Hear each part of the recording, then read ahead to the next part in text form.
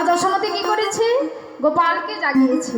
আর যেই না গোপালকে জাগিয়েছে, এদিকে রাধারানীর সমস্ত সখীরা, অষ্টসখীরা সবাই মিলে রাধারানীকে নিয়ে স্নান করতে যাচ্ছে।